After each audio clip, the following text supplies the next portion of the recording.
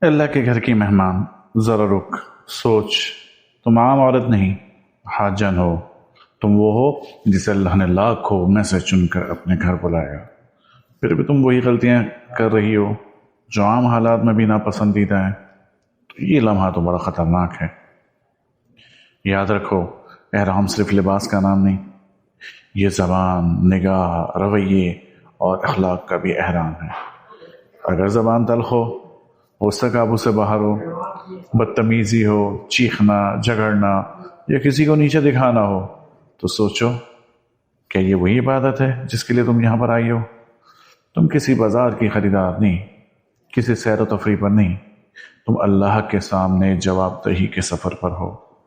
اے حاجن، یاد رکھو، تم نے گھر سے نکلتے وقت کیا کہا تھا؟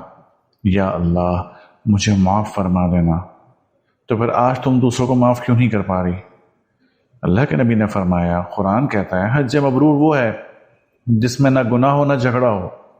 اب خود سوال کرو، کیا تمہارا یہ رویہ حج مبرور کے قریب ہے یا اس سے دور؟ یاد رکھو، ایک جملہ، ایک غلط جملہ، ایک بدتمیز لہجہ، ایک حقیر سمجھنے والی نظر تمہارے کئی سال کے نیک اعمال کو خطرے میں ڈال سکتی ہے۔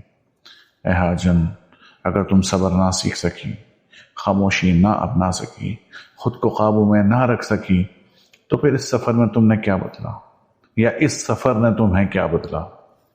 آج بھی وقت ہے، اپنے نفس کو جھکاؤ، زبان کو لگام دو، دل کو نرم کرو، کیونکہ اللہ کے گھر میں اونچی آواز نہیں، اونچا کردار چاہیے۔ اللہ تعالی ہمیں حقیقتاً حاجی اور حاجن بننے کی توفیق عطا فرمائے۔ آمین۔